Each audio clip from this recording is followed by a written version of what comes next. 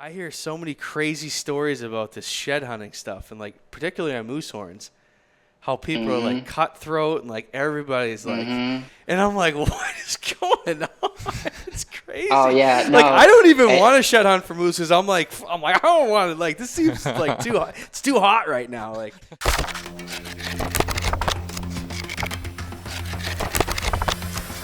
Welcome to the Just Hunt Podcast. All right, everybody. Welcome to the Just Hunt Podcast number 24. It is July, finally. It's actually into July a bit, so after the 4th. And Brett had a long week. I had a long week. Good week, but a long week of farm stuff. Today we have Cody McDonald on the podcast, and we're going to talk about probably some Maine hunting. Probably a lot of. I'm interested in talking about moose hunting. We'll talk about deer hunting too, but moose hunting is something that I really haven't. I'm very interested in and want to moose hunt. However, tags are not always easy to come by, and I've kind of purposely steered away from them because it almost frustrates me that I can't get a tag, and I'm like want to hunt them, and I'm like I just ignore them, but I can't really ignore them anymore. I've been wanting to hunt moose for a long time. I guess I could go with other people. I just never really got into it. The problem is like once you start it, it's so addicting. I mean, it just stirs you up, and then you got to figure out like how you're gonna moose hunt every year. And that's basically why I started guiding moose hunts. Right. It was just like I got to guarantee myself I'm going moose hunting every year. I can see that. That's why, and I don't need another thing that I have to do every year. But I am going to try to moose hunt. So why don't you give us a little background on yourself and kind of what you do? I know you do some guiding and obviously podcasts and a lot of hunting in the big woods, I assume, and killed some pretty nice bucks over the last few years. Yeah, so I'm born right here in Maine. Like all my family born and raised in Maine. We're just Mainers through and through pretty much, and I grew up kind of like, I would say the start of what I consider northern Maine, north of Bangor. Yep.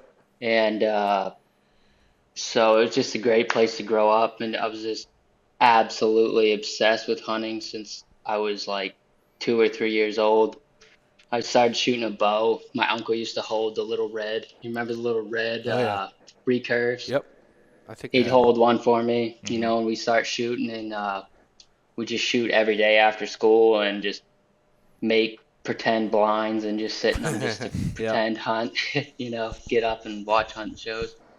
So just been hunting and fishing and all that my whole life. So then I got my guide's license when I was out of college, just something to do when I wasn't working. So I've done some fishing, had some bird dogs and stuff, and then I got to the point where no one in my family was getting moose tags. It was like, well, I got to get into moose guiding, I guess, and met with the right people and got on with just a great group of guys, great outfitter.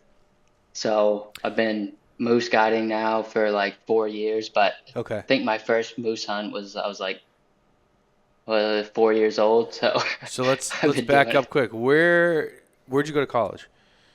Maine Maritime Academy.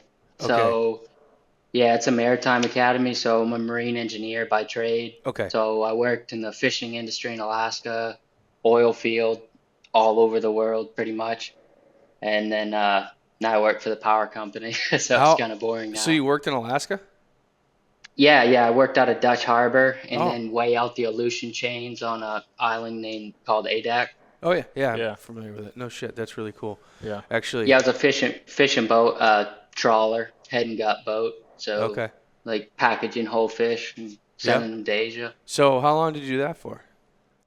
Let's see. I did that for about 7 months. Okay. But it was pretty much continuous. I was there for 6 months. So then I went to the oil field, worked on drill ships. Yeah. How old are you now? I just turned 32 a couple days ago, so happy birthday. I got to quit messing around and check some of these things off the bucket list. It happened fast. Yeah, I'd say you've done a lot. You kind of dabbling in a lot of things. So Yeah. Yeah. Did you there's don't think there's any moose on Adak, right? Caribou maybe? Is there moose on Adak? So there there used to be a big military base there Right. because you're so far out the Aleutian chain. Russia is right there, Yeah. so it's loaded with caribou. I think Donnie Vincent did a Yeah. movie. Yeah. One of his films is Yeah, I've based seen on that. Adak out there. Yeah, our buddy Unfortunately, we're just so our busy. buddy almost died out of Adak. We had him, William, on our podcast. Oh, We okay, actually yeah, talked William. about the He's from story. Yeah. he's from right here, general area. Yeah, or actually, I think he's from real close to where I went to college. Yeah. Okay. Yeah. But no, But we didn't anyway, get much time to mess around. It's just like working Yeah. Yeah. days on end sometimes. Yeah. No, it makes sense. Well, that's pretty cool. I've never been to Alaska, but I'd like to go sometime. It's just, I'd like to go back and get some hunting done. Yeah. yeah. Yeah. I think someday. Someday. It's just like trying to find the time to do all this stuff. I have so many things, like you said, that you want to check off the list, and Yeah, it I seems mean, like it gets the harder only and thing harder. I've done is gone around deer hunting. I had some crazy fishing trips when I was a kid, but I've only really hunted Illinois and Missouri, other Okay. than New England. So it's like it's time to check some of those Western species off. So yeah, I think 2026 probably gonna try to get together with a guy I met and get a archery elk in Idaho. Okay. Yep. And then I'm hoping to just keep going down the line, get some mule deer, and Yeah. then just go from there. But Me it's like too. you Have got to you quit shot a messing moose? around and just do it. No, Yeah. no, I never got a tag myself. It's crazy. I've got friends who get pulled every couple years, and Yeah. I can't get one. I know, it's crazy. So when you hunted, I'm trying to paint a picture. So when did you hunt Illinois and Missouri? I'm lucky. I have a close friend who he's like one of these guys who wants to stay anonymous, but Sure. like Yeah. I mean, this guy could write books, have a movie, whatever he wants, because there's nobody that I'm aware of that is killing deer like him, and it doesn't matter where we go. So Yeah. he had been hunting Illinois for probably 12 years. And the first year I was out of college, he called me up and he had leases. He was Yep. like, "Hey, do you want to go to Illinois with me?" I'm like, let's do it. So I went out there and shot a small 8-pointer. I mean, he looked big for me. Yeah. Biggest buck I had killed with my bow. That was 2016. Yep. So then we went to Missouri. After that, all bow hunting. Had a great time. I passed like one buck I definitely should not have, but I had shot a deer the year before that was kind of too small. I was like, Right. Yeah. Yeah. So then I went to Illinois. I think every year for like 4 years, When do you usually 5 go? years. What time of year? So we would try to hit it up like that first week of November. Okay. Because you usually have like 10 days before gun season starts. Yeah. And usually I was ready to come back and try to rifle hunt in Maine and track maybe. So we're trying to get that rut bow hunt in. Did you One guys- year I had to go. Just general area of like North Illinois, South Illinois, Western, West, like just. I know I don't want to blow. Yeah, blow No, up West spots. Central. Yeah. We don't have the leases Oh, anymore. okay. No, All right, West yeah. Central. I mean, Okay. it's Gotcha. Yeah. the Drury's took care of that in the 90s. Yeah, no, I just it's right in the I triangle. don't want to come across as asking like specifics. I'm just curious generally what kind of landscape. If you say West Central, I know exactly what you're talking about. So cool. Yeah, That's interesting. it was so awesome, and I want to do it again, Yeah. which I'm sure I will. But it was like, spending so much time and money to hunt deer, which is great. I mean, that's like my passion. But Yeah. I need to check a few things else off the list. You know. Yep, I am in the same boat, honestly. yeah. So you guided for yourself for a bit, and then Yeah, just like kind of messing around. I didn't really know what I wanted to do, and I didn't want to guide I didn't want to guide deer hunts because I'm a hunter. I'm not a real. I mean, I guide with some guys who are true guides. Like, Yeah.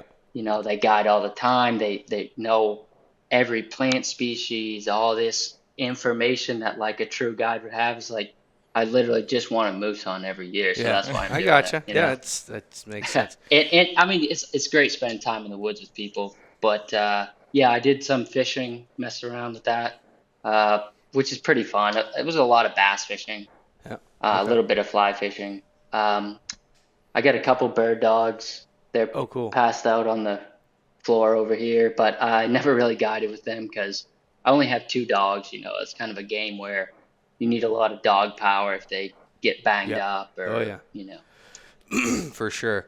So, back to moose hunting. We're jumping around, but it's fine.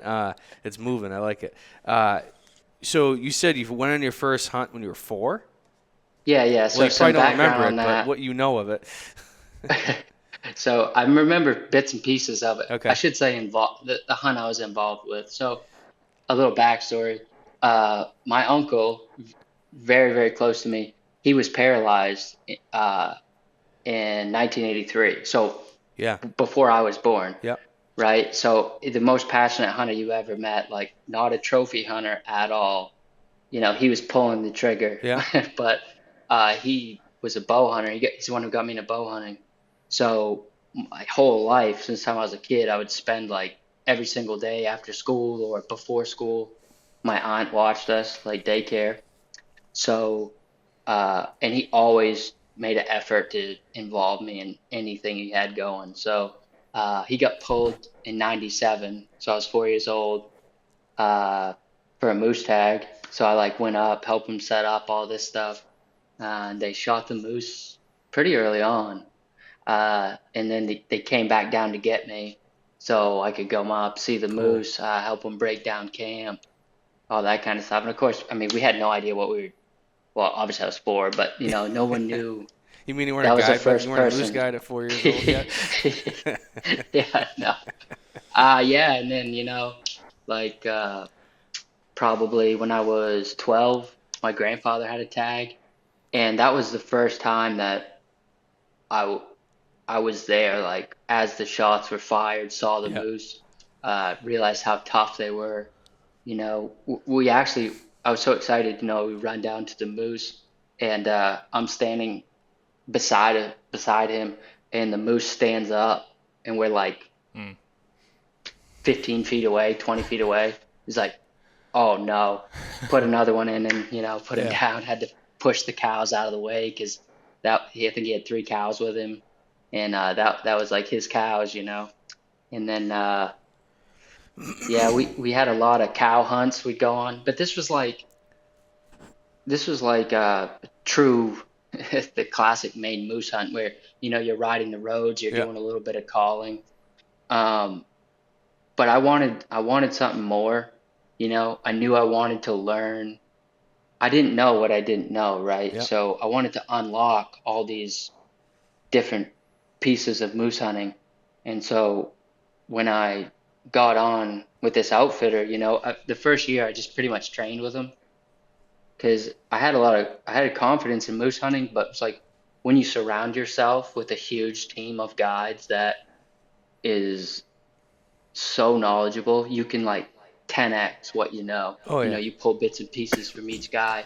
Yeah. And this was like, I mean, little tiny details that you just overlook, you don't even consider. And it's like, yeah, maybe you don't need to do that, but on that one occasion that you do, Yeah. that little detail is what's going to seal the deal.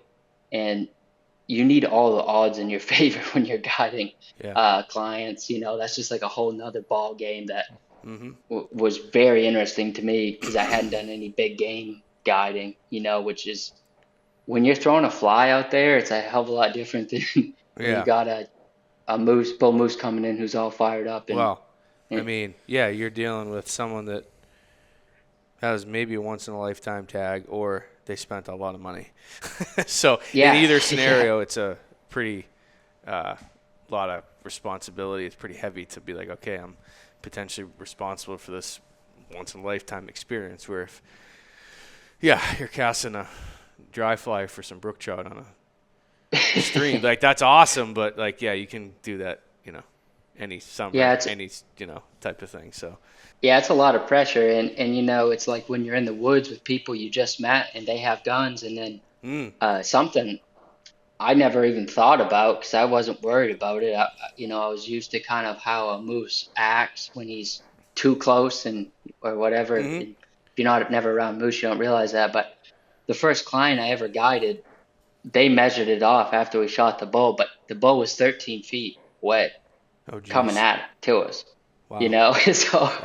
I mean, I was like, I had my hand on their backs, and if they didn't pull the trigger within a couple seconds, I was gonna have to pull them out of the way. Yeah. And which he wasn't I mean, he probably would have kept walking right past us, Yeah. but I mean, he was looking for a fight, and we were in his way, acting like another bull. So I had an experience. We weren't calling, but what were we doing? Ross and I were deer scouting. I think we're deer scouting. Mm-hmm. Must have been. I don't know. It was October, early October. It was like probably the tail end of the rut. I don't know if it was early October, mid-October. I can't remember. But I know the leaves were changing and falling and whatever. And we walked up on this bull, and he was in like a little – it's like almost like a tiny little pocket, like swampy pocket. But I'm talking like tiny, like eighth of an acre, just like a little wet spot with some feed in there, and I think he was browsing on actually maples, like maple shoots when we walked up on him. But like I walked so close to this moose, and he was just like looking at me, and I was grunting at him. I didn't call him in, I should say. When I saw him, I called to him, and I was just walking at him, and he let me walk like 10 yards from him. He's just like looking at me, and then finally. And he was kind of like, he wasn't ignoring me, but he was like kind of like just nonchalant. And then I got like close, and then all of a sudden he just like, and I was like, oh, I think that's close enough. But I couldn't believe how close I got to that moose. And I was in like a T-shirt and like, I mean, I don't know. I mean, I don't even think the wind was great. It seemed like it was weird. But yeah, I was surprised. It was a good bull too, like not a young bull. Like, and we walked right up to that thing, and it was really cool.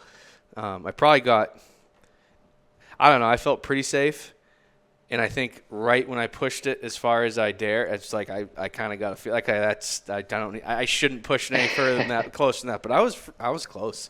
I was close to him. It was really, to be that close to such a big wild animal is really it's cool. Yeah. Like, and to be able to call to them and be that close. Maybe you're not 13 feet every hunt, but you're probably in close proximity. Fairly often. That's really neat. To be able to have those. Yeah, it's the best to be able to interact with such a such a big, impressive animal, and they get a bad rap. People just say like they're dumb, and they can certainly act dumb. Yeah. I mean, I think any animal can. I mean, you probably had deer almost run you over. Oh yeah. But or just stand there and look with at a you, moose, it's like if he's fired up, if you break that bubble, every moose may have a different bubble. Yeah. But if you are having a relationship with him where he breaks that bubble, it's like you almost can't do any wrong. Mm-hmm. If he's angry, if he's, a lot of people don't get to hear these moose vocalizations, but his grunts will change from just being the, kind of playing to sometimes they'll roar and blow out. Like, how a horse, like, they'll do that, but it sounds like a freight train. And it's like, oh, okay. Like he'll go through a wall at this point. And it's almost like even if he starts seeing you, it's like he makes you out to be what he wants. Well, it's what just kind of you sparked something in saying, they're dumb. But there's a lot of animals, like totally different species, but it came to mind is turkeys when you're talking about reaping or a decoy. Like they're not. I don't want to say they're dumb. They're very good at surviving, I would say, and they have good instinct. But when you get like same thing like that aggressive response from a turkey and a male decoy, it's like once again you can almost do no wrong. You're like, is this thing dumb? It's like no, it's just like that one biological like trigger in the animal that like allows you to get away with something that doesn't make sense, right? Like, and it's kind of like I think the same thing with moose and even with deer sometimes. I mean, same thing. Yeah. Like, you get that angry aggression breeding, like, Animals act funky. So do humans, by the way. Yeah, I was gonna say, as If you look go at to that bull, a like college he's like town 15 bar or on 16 years yeah, old. yeah, college town bar on Friday night, and somebody was observing humans, like, man, humans are dumb. Like, look at what they're doing. Yeah, So. get a few drinks and a 21-year-old you and see what would happen. Exactly. Oh God. Have I told you about? I think I have. It was like 2 winters ago tracking. Had the cow that kind of came after me. I don't know if she was curious or No. it seemed like it was more than just curiosity. Like I kept the tree between me and her. I was working on top of this ridge. There was a older clear cut that at the top of it was a big wall of fir, and I just came around the corner and I was going to go straight across, and she was kind of like at a 45. She had just popped out of that wall of fir in front of me, and it was probably like 60 yards. So I kind of had to go by her, but I was like, I'll just give her a wide berth, kind of just hook around her, and she just stood there like a statue, watched me go by. And like as soon as I kind of turned my head, and I might have walked 5 more yards, I turned around and she's like full sprint at me. So I got to, there was some smaller like yellow birches and stuff on the edge of the cut. So I got to that, and then there was like a cluster of 2 or 3 trees, and then it was another 50 yards before there was anything to hide behind. And she came up to 10 yards and just stood right on the other side of that tree, and she'd start to kind of walk around it, and I would just mirror her. And it was like at least 5 minutes. We were sat there and stared at each other. And then, I mean, I was like waving my arms at her, clapping and talking to her. And then the wind was blowing also right at her. And then all of a sudden, after having a stare down for that long, she finally just like wheeled and ran. But I can remember it was just a weird interaction. Yeah, I remember a time I was tracking. I was young. I was a teenager for sure, and I was up north, tracking a buck, and I was following this buck, and he kept past like going through like a set of 2 bull tracks like in the snow, like it's weaving in and out of them. And I kept like seeing him, and like, oh, cool, whatever, and I'm focused on the buck. And then like at one point I looked up, and like 50 yards away, there's just like 2 mature bulls standing there. And it was, I don't know, late November, maybe early December, whatever. So I think they were probably back together. Bunch back up, yeah. And I remember I just like watched them, like, oh, that's cool. And like then they both just like see me. They looked for maybe like 10 or 15 seconds, and they both just start trotting at me. And we had this like real steep little ravine ditch. I mean, it was like down, so like almost you couldn't see them when they went in, but they weren't very far. And I just remember, I was young, I remember they just like dropped down in, and like I was thinking to myself, if they come out the other side, they're gonna be like 10 yards. I just turned around and ran the other way. Yeah. And I was like gone. I was like, I was like, in the big woods, I was like 17 all by myself, and like I didn't even really know. I mean, this is way before like mapping apps. Like I was like, I don't need to get trampled by a moose out here freaking in the middle of nowhere. Yeah, and those bulls change their attitude. As soon as that rut's over, they're like friendly, but they're like rough. They like to roughhouse. Like I don't know if you've ever seen it in like November.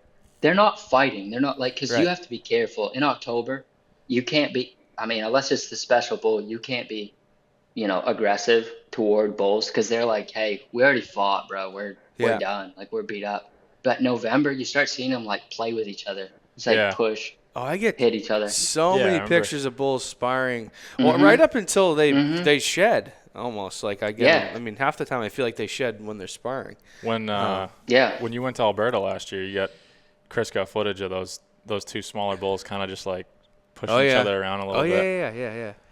Yeah. Were those Shiras where you were in Alberta, or is it high enough to be that Eastern Canadian? No, they're not Shiras. They're Canada. So it's Canadian, yeah. Canadian, sorry. Yep. No, it's far enough north. It's, like northern Alberta, northern-ish Alberta, I'll say. That made me think when you were talking about tracking bucks and seeing those. You ever notice some of these big bucks in moose country? I've had them come in and almost, walk right beside bedded moose and go around them.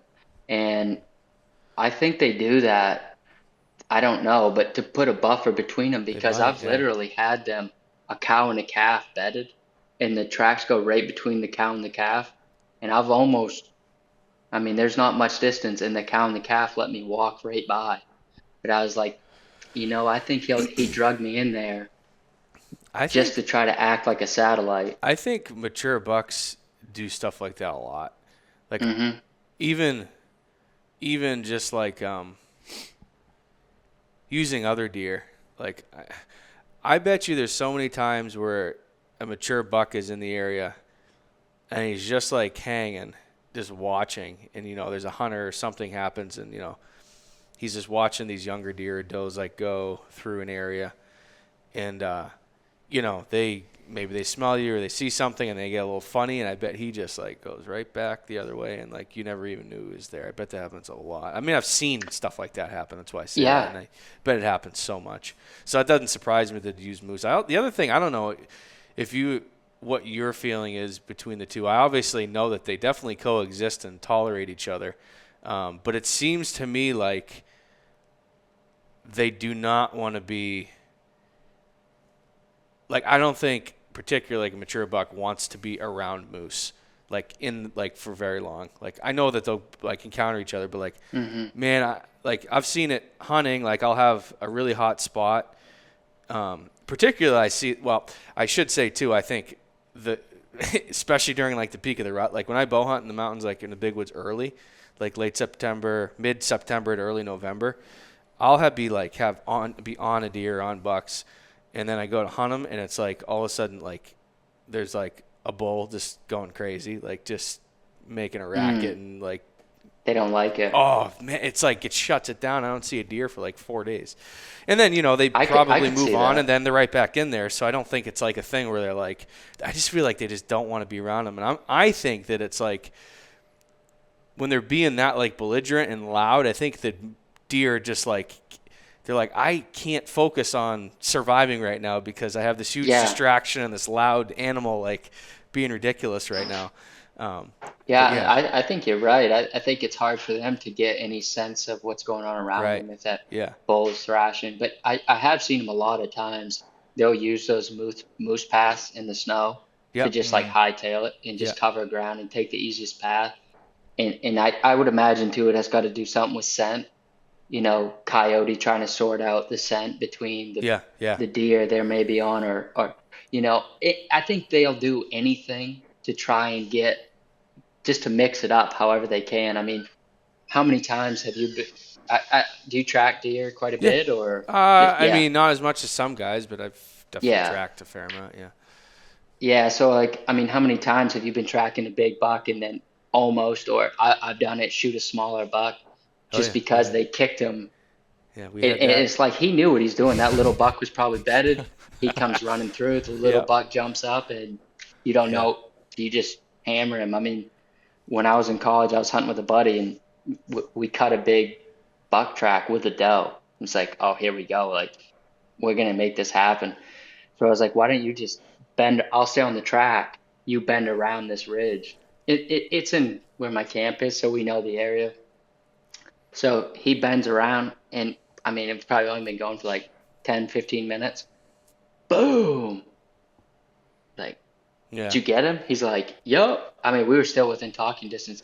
And what happened is he swooped around and came to where that buck and doe had come across, and he looked down the tracks, and this little buck was running up the tracks, and he bleated at him to stop him. And when he bleated, he's only 50 yards away. He stopped dead in his tracks and looked behind him. So I was like, I think he was a little worried about who was on the end of that track. We had that happen to Ross this year, tracking, same thing. Yeah. And he was like convinced he shot this one buck, and well, it was a weird situation too. We picked up this deer's track right in front of a camera. So we can't. Right. Yeah. So we knew what buck. Yeah. So we knew. Very helpful. Yeah. It was. So we pulled the card. We'd missed him by like a half an hour. So we're like, all right. By the way, that wasn't. So this is funny. It wasn't even that deer. That's a funny thing. Ross like texted me. He was like, I'm on. We had the name. I can't remember. It was a buck we knew, and he was like, I'm on his track right now. And I was like, holy crap! Actually, it was the day I killed that lefty deer. Yeah, it was the same day. It was the afternoon. Yeah. It was the same day.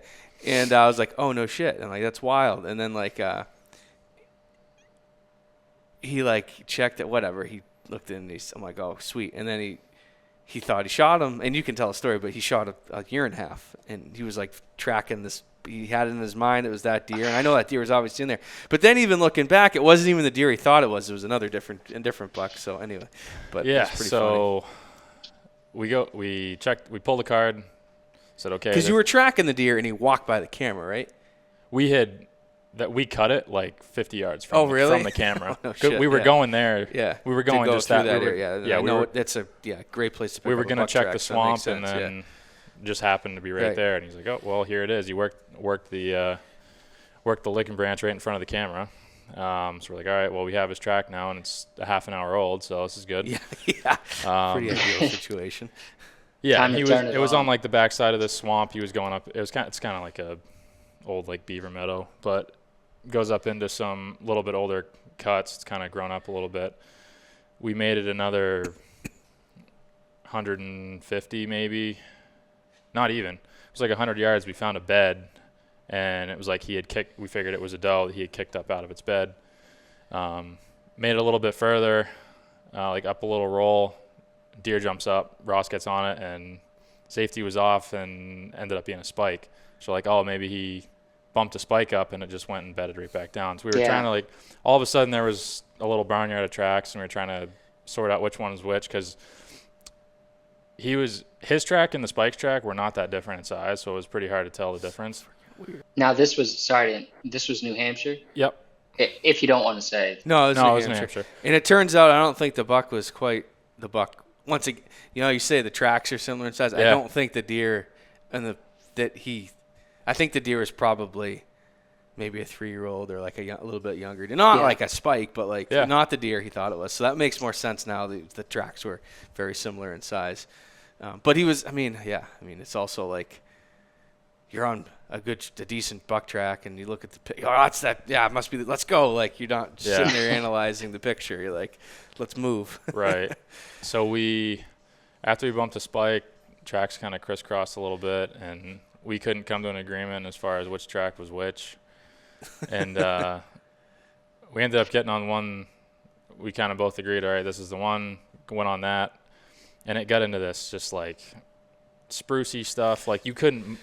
And out in the open, the snow was nice and soft, and under the spruces, it was a little bit crunchier. And we were going as slow as we could, as quiet as we could through there, but there was like no wind, and we ended up hearing a deer go, and like, well, that was our opportunity. So we stayed on the track for a ways. He ended up like doing a big loop and met up with what we assumed was the spike, because there were 2 sets of tracks now. They went across the log road. Followed it for another, it wasn't that long really, but maybe another hour. And we got down into this bottom, and then all of a sudden they stopped and started feeding again, calmed right down. So we're like, they're going to be right here. And you could not, it was thick in there, I'll say that. And all of a sudden we just hear deer start going, and it's like brown and white just crisscrossing like this. And I'm a little bit off. It was thick enough that unless I was right over the gun barrel, I wasn't going to see what he was looking at. And he had an opening. He saw brown, and he pulled the trigger. An antler. Yeah. Saw brown and saw antler. And, and pulled the trigger. And we get up so we like run up there. As we are running up to it to try and make sure the deer's down, deer start taking off again, and he pulls up. He's like, oh, that's the spike. So obviously. So he thought he shot the. Thought he shot the. Thought he shot the bigger one. Then we get up to it, and there was a completely different deer laying there on the ground. It ended up being a little forkhorn. And so that doe was definitely hot, and she was pulling everybody to her. It must have been. So right. They just got in this little bottom, and that happened to be where the other little pocket was. So there were 3 bucks within. Yeah, this, like you said, this one little area. And the funniest part, this isn't on the video. I'll throw Ross under the bus a little bit. He's like, the footage he's walking up, he's like, oh God, did I shoot? He didn't see antlers. He's expecting to see a good rack. He's like, did I shoot a doe? He's like, what the? Yeah. He's like, I swear it had antlers. Yeah. I saw antler. He's like, what? Yeah, he runs up ahead of me. That's the tracking game, man. I mean, I would be very surprised if there's anyone out there who's killed a lot of deer tracking and they haven't shot a buck that wasn't the buck they thought it was. I mean, you shoot deer, you don't bucks you think is one buck from a tree stand. I mean, when you're on the ground, if there's a hot doe, he could come in his tracks. You just never know. No. It's kind of the fun of it, to be honest, but not when it's smaller. You know. Yeah. No. It was. His reaction was funny, but yeah, it just. It's so funny in the footage. I was dying. I'm running behind him with the camera. He turns around. He goes, "Oh, it's dead." I'm like, "Perfect." I can only see the ass of the deer. And then all of a sudden his face goes white. He's like, "Oh, don't tell me it's a doe." He definitely wouldn't have shot it if he didn't see antlers. So I mean, No. and he didn't shoot a doe. He shot a buck because it did have antler. But it's just so funny because you doubt yourself. Right. Like actually, I remember Yeah. when I shot Strawman. Like I was tracking him, and like it was the same dude that. I was pretty confident it was that buck, but I didn't I couldn't ID him either. Like it was just like that looks. But that was the same situation. You walked by the camera, right? Or was that? Yeah. Yeah. And it was It was funny thing really is deep. literally in almost the same spot where Ross's was. Really? It's just a great spot. It's just bottom. You just go through, and we have a couple cameras in Yeah. there, so it's like it snows, and you just dive in there and pick up a track, and like we just know the routes they run, So it's like. If you're on one of those tracks in this little like bottom, they're gonna go by this camera and that one was probably 100 yards from that other one that Ross went by. Mm-hmm. I mean, but a small-footed deer, like there's so many big bucks that just have small feet. I know. And so many of those deer have lived forever. Yeah. Because of that. I know. Because you don't dare take that track. I mean, you got to really look at it to get his stagger and his stride. But a friend of mine killed a 234. Yeah, he was 234 pounds, and I want to say his rack was around 150 inches. And the only reason he took that, he didn't believe it was the track.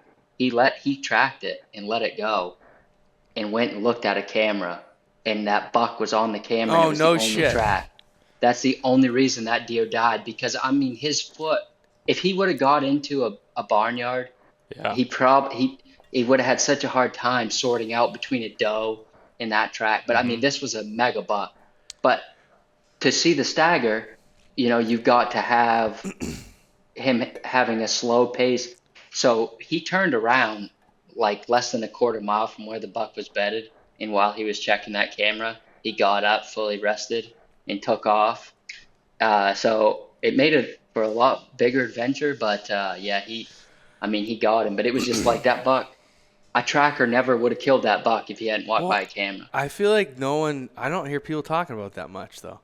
Like there's so many big bucks. I probably shouldn't have said that, to be honest with you. What's that? I probably shouldn't have said that, to be honest with you, because I think that's a little hidden thing. But it's like, I mean, you got to be. Without seeing that on the camera, I don't think I could take that track myself. I don't want to waste the day, especially the perfect day. You waste the condition, and then for what? Maybe it's either a basket rack or it's a monster. Like, so I don't want to take that gamble. I wonder though. Don't get me wrong. If it's a 240-pound buck, chances are it probably has a bigger foot. Like it's right, like. Yeah. Oh, yeah. It's an anomaly. Anomaly. But I do wonder how many deer that are like right at 200 or whatever, even they're at 180. I'm not super crazy about like the weight thing, but like how many of those bucks are like, say 180 pounds and they're 6.5 and they're like 150 inches, but they just don't have a big foot. I guarantee you every single tracker like sees that thing at the end of a track or like is going to shoot and probably be pretty pumped about it. I mean, I don't know. I think most of them. So I just wonder how many of these guys are just not taking really big buck tracks. Like not the track is really big, but the buck's really big. I just like, it's just like, they're just not tracking them. Like, it's like, that's the biggest buck in the woods. I think so, because he's just getting passed up. Right. And then when you see that huge flat-footed buck, I mean, he's a giant. There's no doubt about it. But how many giant bucks do you see with big racks? You know, you don't kill a 250-pound buck with a 150-inch rack. Like, Yeah, I mean, it not just doesn't often. happen. Yeah, it's not often. Yeah, I think But it's about kind of the equalizer because you only have the foot data, and the right. stagger and the stride to go on. So in that case, it's like, yeah, I want to take a big track because it's safe. But I don't care about the weight really. I Yeah. mean, Well, I'm a rack guy. How many 150-inch deer get killed in Maine every year, and how many 200-pounders get killed? yeah. It's a lot more 200 Yeah. Oh, pounders. 100%. Yeah. Well, I look at some of the like bucks on my wall here, and particularly those two that I tracked. Like they didn't have small feet, but I bet you somebody that for sure. I mean, neither of them are 200 pounds either.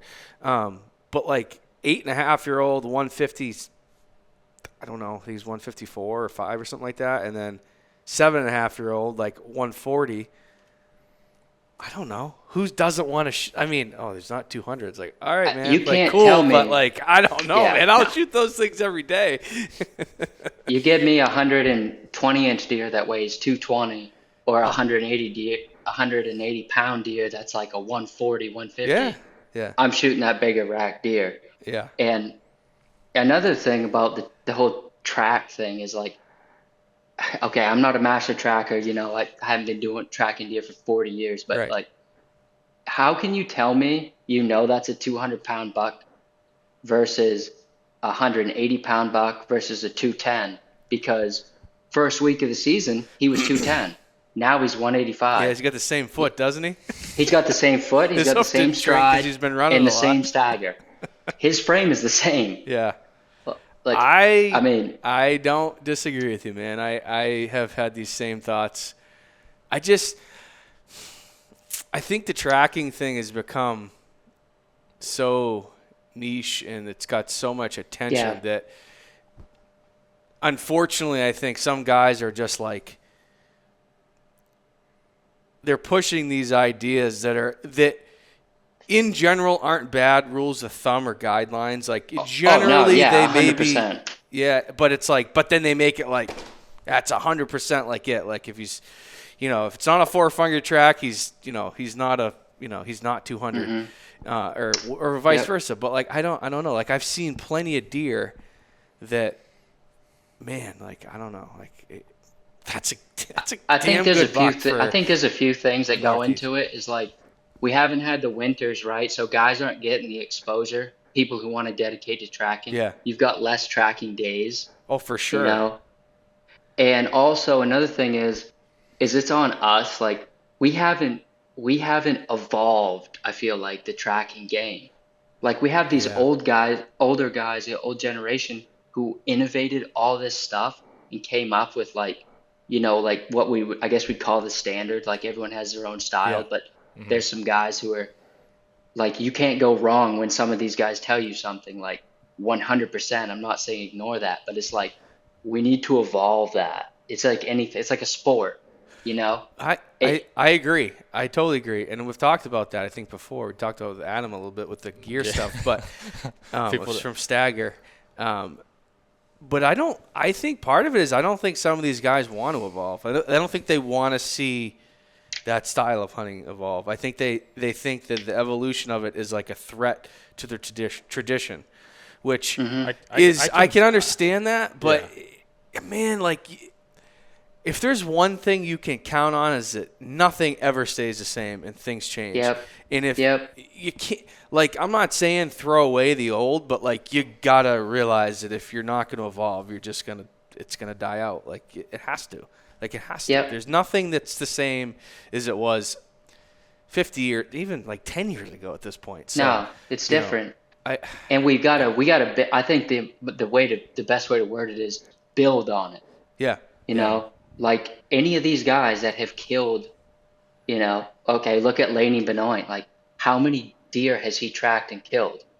Yeah. You better take what he says into the bank, and for this time and place, like who's going to be another guy like that, like where the next generation can look up to them. Like we need to keep building on this stuff instead of just being stuck in our ways. And here's the thing that I think a lot of the old school trackers that were very successful are guilty of this. I'm not trying to accuse them or it is what it is. It's not like I don't blame them for it, but they became very successful hunting a certain way that they developed that worked for them 30 years ago. And guess what? That same way works today. Just as well, maybe, things have changed a little bit, but it still works today really well. But I hear trackers say stuff that literally they're not watching or paying attention to like the Mississippi State Deer Lab. Like they're not like we have a lot of information now that we didn't have 30 years ago that like shedding light on stuff that's like, well, that's not really true. Like we thought that and it seemed it, but that was because we had such limited information. Now we know that this is what's happening, but those guys don't pay attention to any of that stuff, and they keep repeating the same assumptions and like notions that they thought to be true 30 years ago because, well, I'm successful. I've killed 40 big bucks. It's like, well, that's true, and you are, but that doesn't mean that everything that you assumed was true and you thought back in the day is true. It's like, no, we know that's not the case at all. And I think that they just haven't evolved, and so sometimes I hear them say things, and I'm like, "What?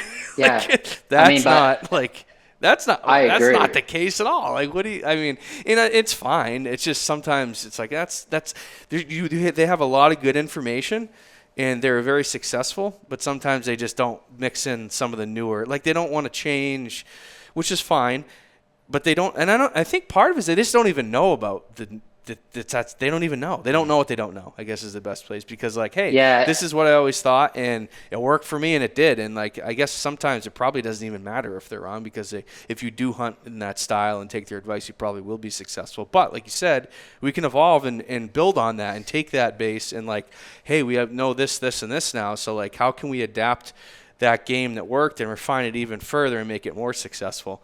And I don't see a ton of that. Yeah. All the older generation of like New England deer hunters, they're starting to share their information now as they're moving on, and with social media and stuff, it's so easy for us to get that information.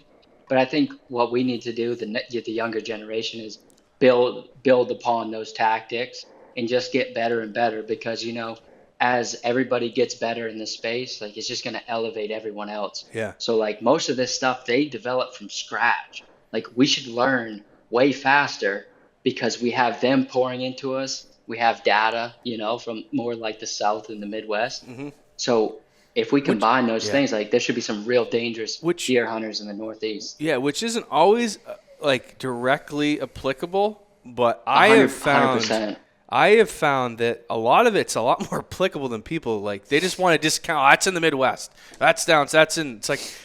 It is, but look at the core principles of that and relate it to your environment and your deer herd, and you can start to be. I mean, I learned a lot about deer doing that, being like, okay, I know. I keep hearing people talk about this in the Midwest. I know that's a thing. Like this behavior keeps happening in this circumstance. And I'm like, okay, so like, how could that be happening in the Northeast? And maybe the food source is different, or the deer density is different, or the frequency of when it happens is less because there's less deer. But you can take a lot from that. And, one thing I don't like is when people just discount other people's way of hunting or their experiences. Be like, well, that's over there. That doesn't mean any. It's like, no, you don't know that. Like, there's probably a lot more similarities than you think, If you can go in like any environment and be successful, or you can kill a deer many different ways, like that's kind of my goal. What I would like to do is like, what if I don't get snow? Can I still kill a buck? Right. Or what if we get perfect tracking conditions? Right. Can I go kill one? Yes. Yep. I totally agree. I love nothing more than an old school guy just with a pump gun laying them down in the snow and just straight up wool soaking wet, like clothes weigh 30 pounds. Like that's sick. Hopefully ripping a cigarette or something, like that's awesome. But, like I'm not that tough. I can't do it that way every time. You talked about your friend that you used to lease with out in Illinois, and it made me think of this now that we're talking about tracking.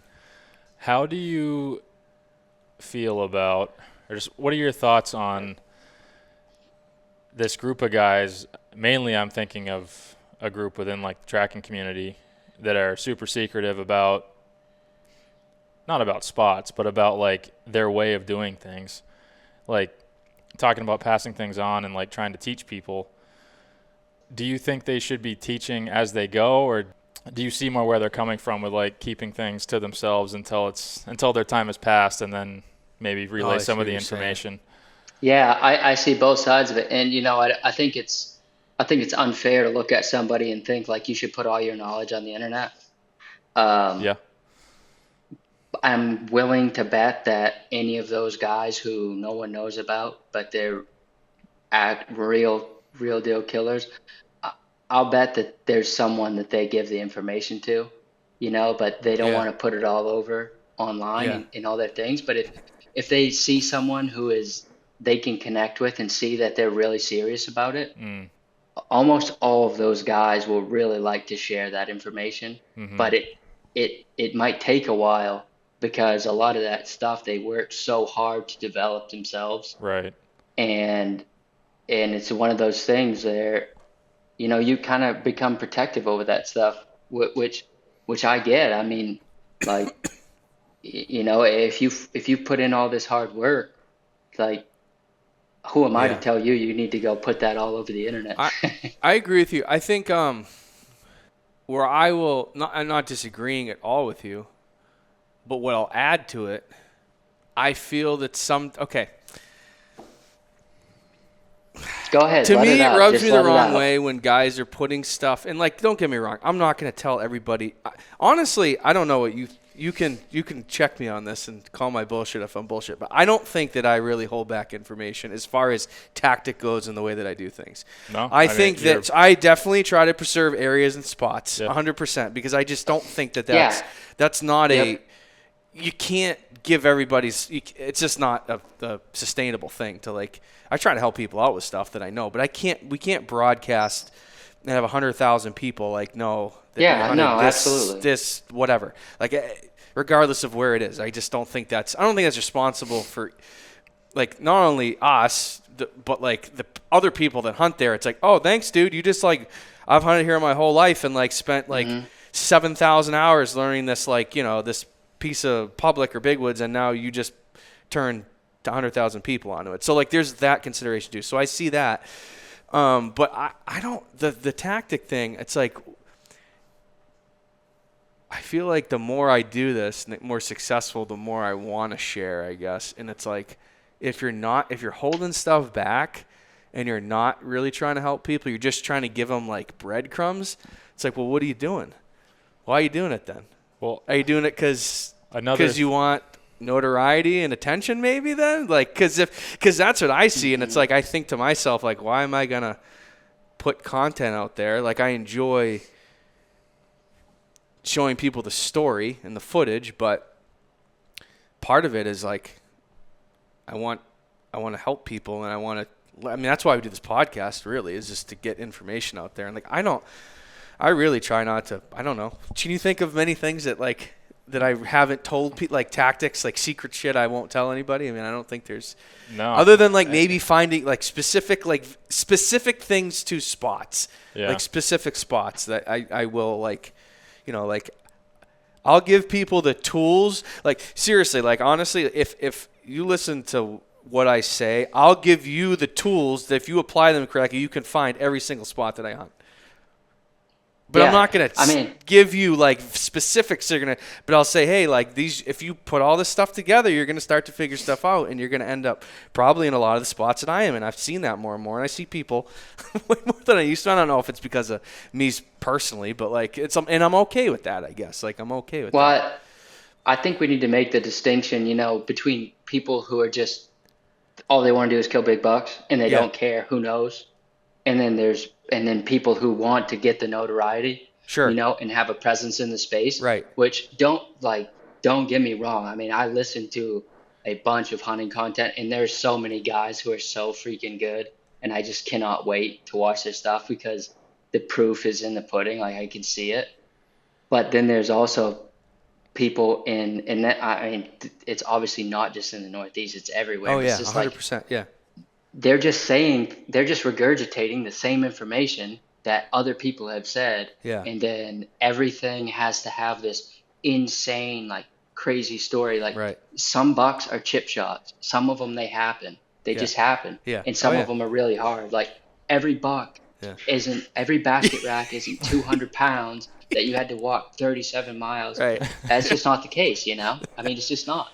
Yeah, Some of them might be. And that's cool to hear about, but like, what if you're doing that? Like, really, what value would giving to your follower or your viewer or your consumer? I think you're doing them a disservice, because if anything, they're thinking, what am I doing wrong? Like, I don't have these experience. Like, like I don't have these experiences. I don't see the same stuff. Like what?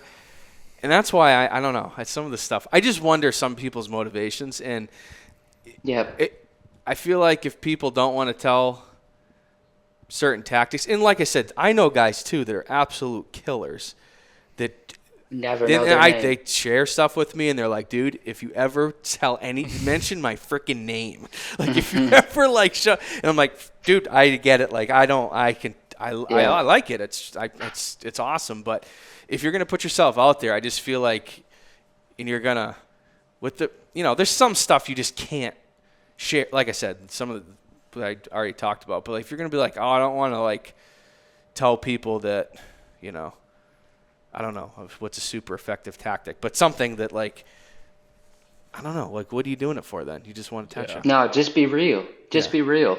And I'm not trying to bash anybody, because I think we should all elevate each other, but like,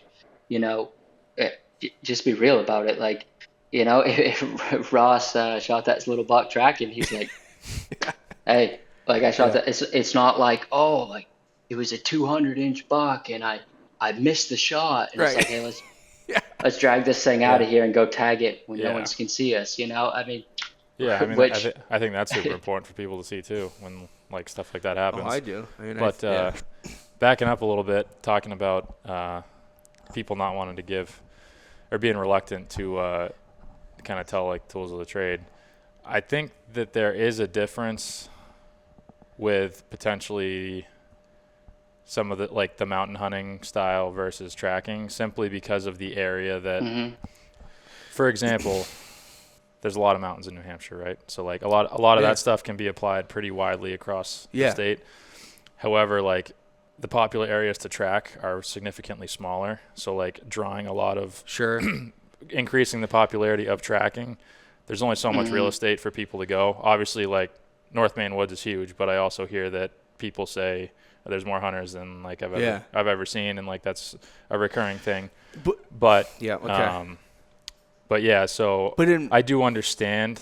But in my mind, though, if they're that worried about like it's a limited resource, and I don't want people, then don't put content out there like showing you shooting or whatever, like talking about shooting. You know what I mean? No, like that's. But I'm saying that the people who don't want, who look negatively upon people who are broadcasting. Oh, I can understand that. Stuff. Yeah. No, I know people look negatively upon us, what we do. I totally understand that. I think they got a point. Like I go back and forth. We talked to William about it, like on the podcast. Like I think that's a legitimate point. Like I'm not saying that like we always are doing like maybe the best thing for everybody. It's also tough to like keep everybody happy, because on one hand we think we're helping people out, on the other hand we may be making things worse for other people. So it's like there's no perfect way to handle it.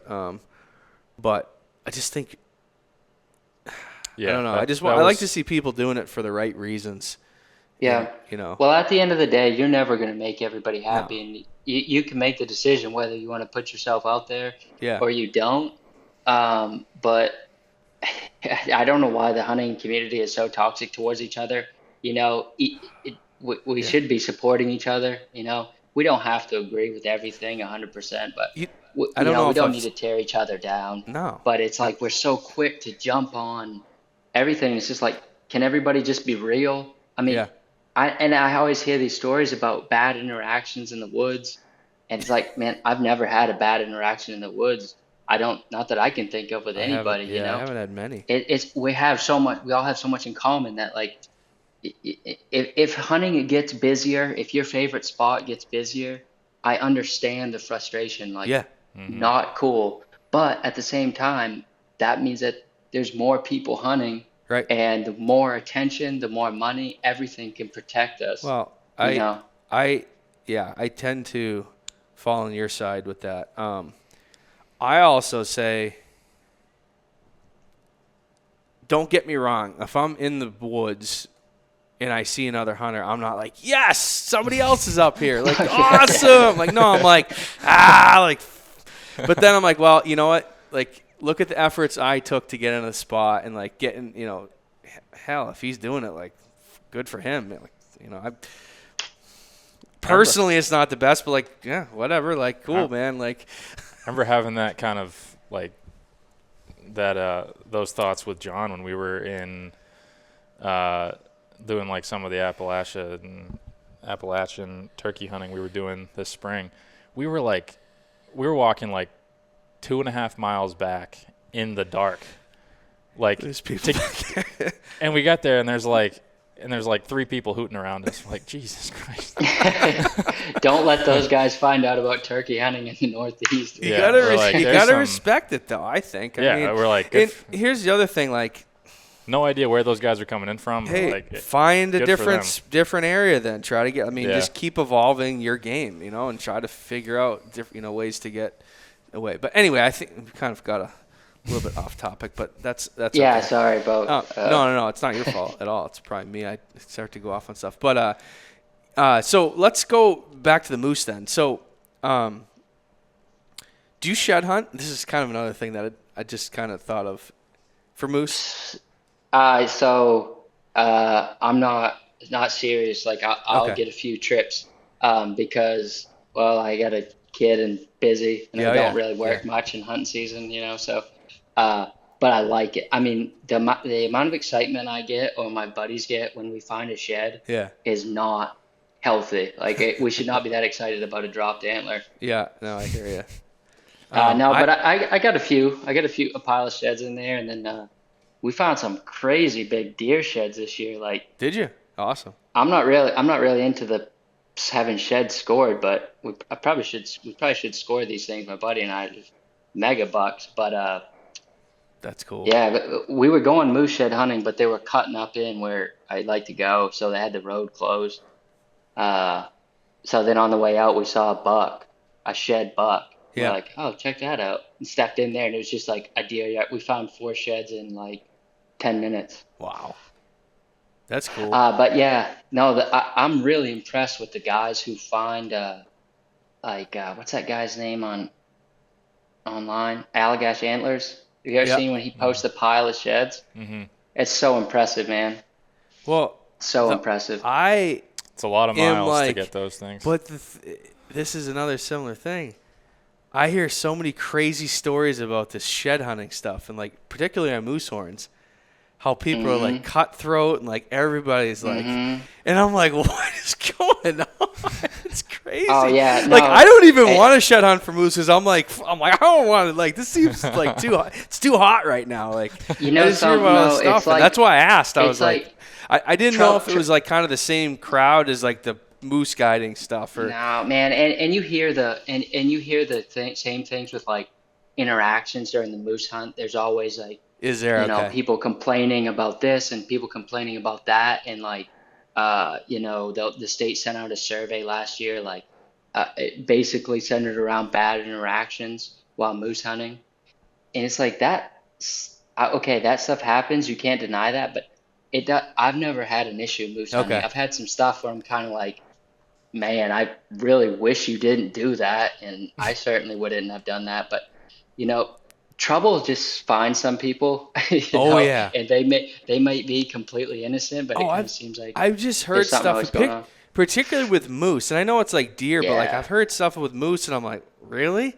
That's going on? I don't know if it's just rumors or people are like exaggerating, but I've heard of like I think it happens. People like blocking it whole road systems and be like, you can't go in there.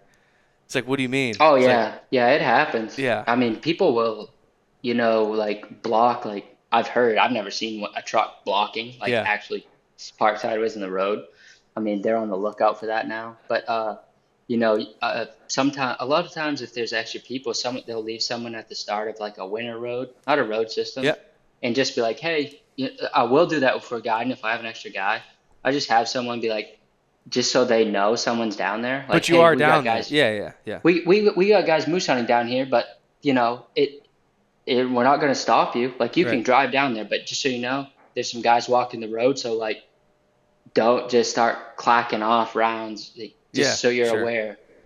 And I see absolutely nothing wrong with that. But I've heard, and I don't know if they're true, but I've heard some bad stories about just trucks in the side of the road and people getting in fights. And I think those are just the people who something's always going to happen Yeah, to. it doesn't matter if they're playing Yeah. tennis or looking for moose horns or doing No, I mean I'm sure it's everything, but I've just heard some stuff with the moose scene that made me. I'm like, I feel like if I want to hunt moose, I maybe should just get in and get out, shoot a moose. Like it's just like the stuff I hear Just gotta get about these so people far. are like butting heads, and this guy hates this guy because I'm like, holy crap! Like I don't. Well, I Like, can only speak on Maine, man, but it's such a special hunt, yeah, and I think everybody should apply. It's so cheap for a non-resident to apply. Like if anyone's educated on Western draws and all that stuff, it's dirt cheap to throw it your name is. in the hat.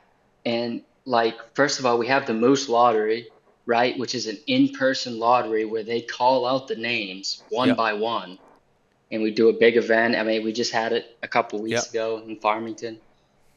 So I don't know of anywhere else that does that for any No, type of tag, which is so special. So they release it online that night, but they do it in person, right?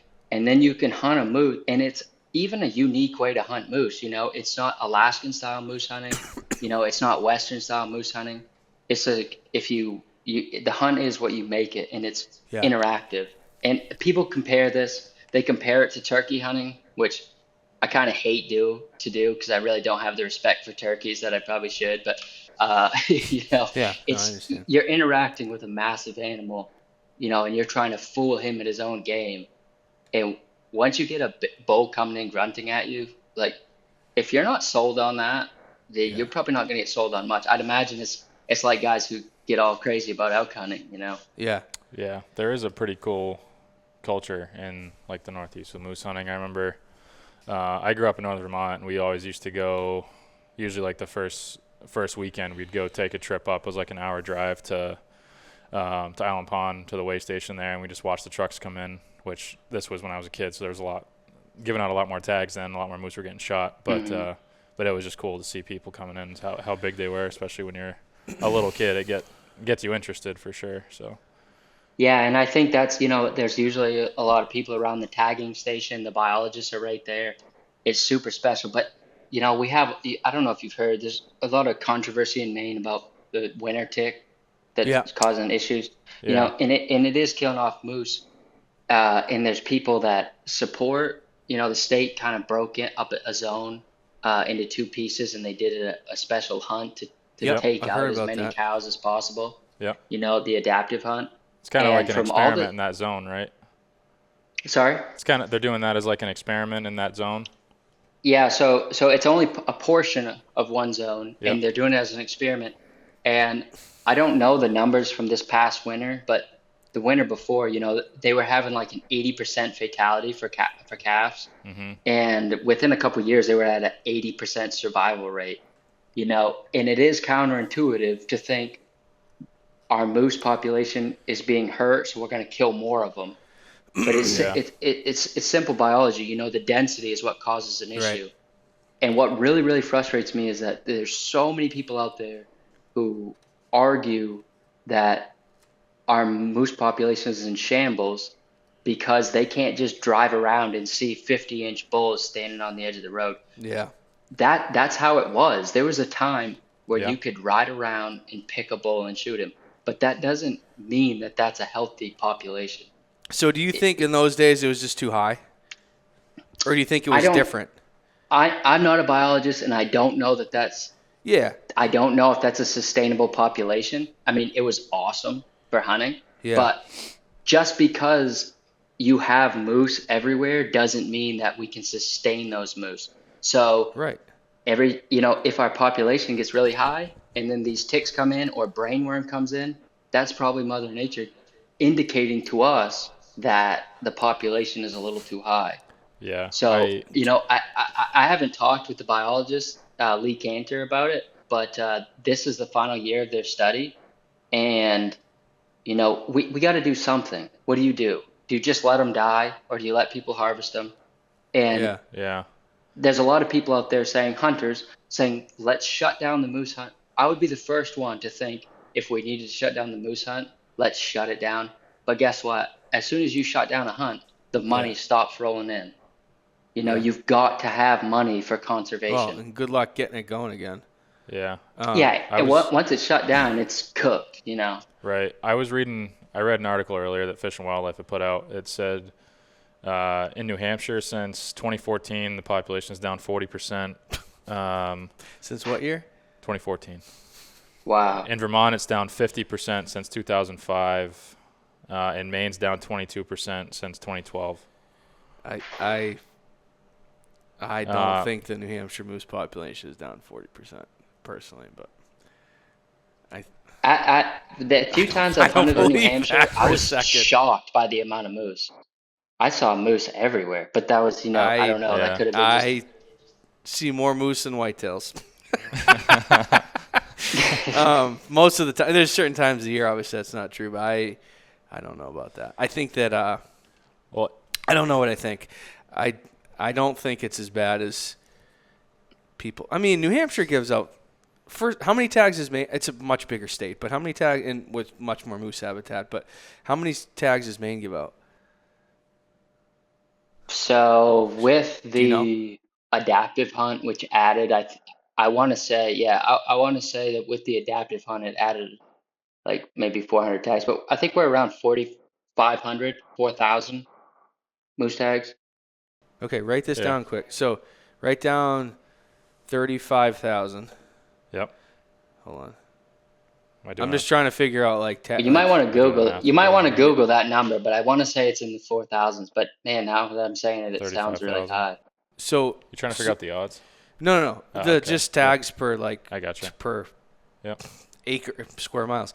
So 35,000. Yeah. New Hampshire has 9,300 square miles. So almost 4. What's 93 times 4? We can make it easy. 9,300 times 4. Perfect. We'll say Maine is 4 times the size of New Hampshire. That's rough. It's pretty close though. Okay, and so we get 35 tags. So with that math, if this is somebody's gonna argue, but like in general, this is really rough math, really quick, on our phone. If Maine gave out the same tags per square mile that New Hampshire gave out, there'd be 140 tags in Maine. Yeah. Oh, there's a lot more than that in most zones. That's what I'm saying. So how? Well, and it's like I just feel like I don't know. It doesn't make any sense to me. But I would say I would make the argument that where both our states are kind of made different. As Maine moves north, we get wider, and New Hampshire kind of gets smaller. So I don't know about habitat breakdown. Yeah, I can't say that, but I will say that you cannot tell me we have a crazy low moose population when I can go on the map and select, this looks like good moose country, and you go there and there's moose tracks all through it. Oh yeah. You go on Onyx and you can find, it may not be the best spot, but you're gonna find a moose track there. You don't see that in a low population. No. Yeah. I mean, there's a couple, with the exception of like the Mass border in like the seacoast and like suburban New Hampshire. I feel like everywhere I've been throughout the state, there's been plenty of moose. I'm pretty north to south. I'm like 30 minutes from 35, 40 minutes maybe from Mass. Very southern New Hampshire. I drive 20 minutes north, and there's like a 800 foot. Check that thing. There's hold on 1 sec. We'll get a camera. Something going on. All right. We're back. So what you were saying is you're not that far from that area I'm talking about that maybe doesn't have a bunch of moose, but you're saying I can drive. You're seeing moose not very far from there. Yeah. I can drive 20 minutes north and see moose. Yeah, I don't. There's not a lot of them, but there's moose there. And I'll preface this by saying think I am definitely like this is not my area of expertise when it comes to moose, right, in population. Like I'll admit that, but I just from what I see, I feel pretty confident that New Hampshire has more moose than they say that, regardless of like how little I know about moose hunting and moose biology. I feel pretty confident about that.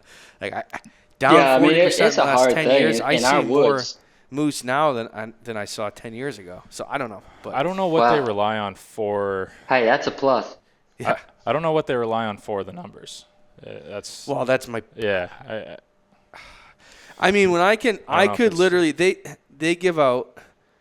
Well, I don't know. I'd have to look. I mean, it's 35 tags, so like there's not more than maybe 5 tags per unit, and then maybe some of the bigger ones. There's like 5 to 10.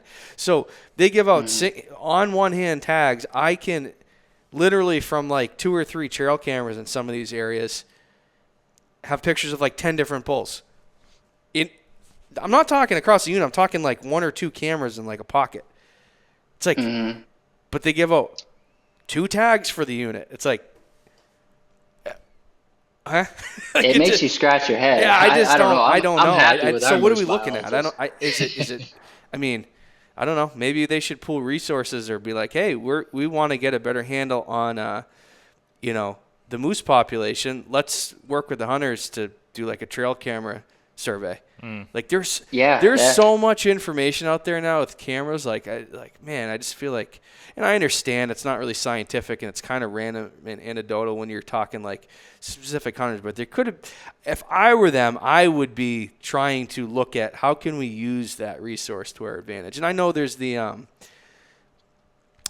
surveys that people fill out, but even that, like, it'll be like, how many days did you hunt? I hunted 10 days, and it's like, how many moose did you see? It's like, well, I sat 7 days in the middle of November in one spot. Moose aren't like up cruising, covering I'm not going to see many moose. Like if I'm sitting all day, like hunting deer, I hadn't seen any, but like if I check my cameras over the last 3 months, I have 10 different bulls in this area. So like that's not really, in my opinion, useful data to gauge. I mean, it's something, right? Like they compare it year to year. I understand that, but like, I don't know. I feel like they could get a better handle. That's my personal opinion. I mean, public opinion is a real dangerous thing with What's that? wildlife management.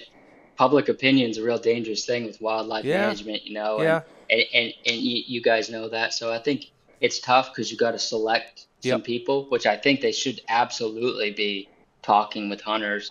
But also, it always comes down to funding, right? Yeah. Any wildlife management, it's tough. I don't know what the answer is other than my point is getting more money. The potentially the resources are out there and the information is out there. I just feel like it's underutilized. Like, I don't know. Like, this is there's a lot of people with trail cameras in the woods. There's so many. Yeah. And you can't deny that data, right? No, it's a picture that's different moose. Yeah. That's what I'm saying. Like, it's just, it's real. Hey, I think you're onto something. You ought to pitch that. I'd like to get a biologist on coming up, and we can kind of build on this conversation. But I was reading a separate article. Are you familiar with University of Vermont? They do a bunch of tick research, their vaccine research lab and stuff like that. Vaccinating moose? No, for Lyme disease vaccines. Oh, Lyme. Okay. They've done a bunch of research on ticks. I was like, holy crap. Yeah, there's a whole thing with using fungus to like treat and kill moose that way, or not moose, to kill to kill Kill moose, yeah. to kill ticks. I want to know more about that. Yeah, to kill ticks to try and reduce the spread of Lyme. But talking about that same research, one of the Vermont biologists was talking about his magic number that he had come up with was 1 moose per square mile was what he thought would be sustainable to keep the tick population below a certain point, and also sustaining like the moose population to be huntable. Yeah. And it's been as big as dense as 5 per square mile in Vermont, and since like 2000, early 2000s. Vermont that's interesting. Is far more liberal than New Hampshire with their tags or permits. It's only in 2 zones though, for the last however many years. Yeah. New Hampshire's 5 zones they've given out. They gave out this last year. I don't know. Yeah. Some It of was like it's A just, through D1. I think they gave out tags. I don't know. It's definitely. Well, what do you Yeah, think? it's a tough topic, man. Yeah. I don't know. What do you think? And this is your opinion, so I understand. Your perception. How is the Maine moose population compared to 5 years ago, 10 years ago, 20 years ago? Like that you, from your reference, like that you can speak on. I'm not. I like I said, I know you're not a biologist and spending time doing population surveys and stuff like that. But what do you think? Yeah, it's lower. You think so? It's lower. Yeah. For sure. Yeah, no question. I mean, I remember a moose hunt when I was 12 years old, and we shot a bull Monday morning, and that was the 14th moose we'd seen. And we shot him at 9 a.m. So that was 20 years ago. Yeah, Yeah. 20 years ago. But, okay, so let's say that 1 moose per square mile is an accurate statement. You know, that sounds like an overpopulation to me. Sounds like a good way to get diseases. Yeah. Sounds like a good way to transfer ticks. And so I don't know. But the moose population has gone down, but that doesn't mean that it's unhealthy. Like Right. we are constantly battling that too high, too low, Right. you know. And something I just found out, I was just told the other day, was that deer can transfer brainworm to moose, but deer aren't affected by it. Yeah, I was just reading about that today. And so that could be a concern for the moose too, because our population is definitely up. I'm Right. sure you guys would probably say your deer population's up. I mean, would, these winters have 100%. been Yep. easy money. Yeah. And I'm seeing deer everywhere, north, south, Yeah. all over. So, you know, I think I think that's a good way to transfer or that's how brainworm's transferred. So you got to think you're going to see more moose with brainworm. Yeah, the way that it's transmitted, I thought was pretty interesting. It's like, because it does eat at the parasites are in deer's brains, but it said rarely does it actually affect them. So it spreads through their shit, which then is gets snails and slugs on it, which are then so they are infected with this with the parasite itself. Moose then inadvertently eat the slugs and snails when they're eating grass. Because they eat everything. And that's They just grab that's it how every they get time. it. Yeah. That's how they Really? get the parasite. Yeah, Shit. it was super interesting. Wow, that's interesting. I didn't know that. I didn't know about the brainworm thing until a friend of mine told me the other day. I was like, man, that's pretty interesting. But, you know, it's just there's always an overpopulation. And like right now, people wouldn't look at our deer population, say in northern Maine, and say it's an overpopulation. But what happens when we have one hard winter and we don't have any yards to sustain a larger population? Yeah, it crashes. So then one hard winter, we just ruined the yard for 25 years. So it's so much dependent upon habitat, lets you know your carrying capacity. And we have food everywhere, but we don't have yards. Right. You know, they've been cut. Mechanized logging, it cut our yards and it hurt us pretty bad. Do you think, how do you think, I'll call it buck quality for lack of better, I guess, description. How do you see, and moose too, do you think that you see better quality animals when the population is lower? Or do you think that there's so much pressure on the lower population? Because I've heard, you know, if there's a lower population, there's more food and less social stress on these animals, and they can get bigger and are healthier. Do you? I guess what I'm asking is, like, do you see more 240-pound, big, old, big antlered bucks when, now with the higher population than you used to, or is it like there's more? Because I've hunted some places with some pretty high populations, and you can see that the quality of, and I don't want to say quality because, the age and size of the deer and general health is lower. It's it's directly correlated. As the population goes up higher, at least that I've seen, the quality of the deer go down. Have you seen that affect either the moose or deer in Maine much? No, because I don't think we're at that point. Right. Okay. I think I know what you're asking, and I think that right now with deer, we're on the way up. So we're seeing more big bucks just because there's more deer, Yeah. at each age Yeah. structure, and I would say the moose, you're not seeing as many really big bulls because I think the moose is kind of two things. I think it's a change in attitude too, because for 20 years we killed the bulls that were standing by the road. So then that genetic was killed off. That's what I wanted to ask you. That's what I was like, hey, is there also a change in behavior because like, we killed every big road bull for 100%. Yeah, that's me. 100%. I mean, I think that's one thing, but with the deer, like, I don't foresee us ever getting a population that gets so big that our quality is lacking, Okay.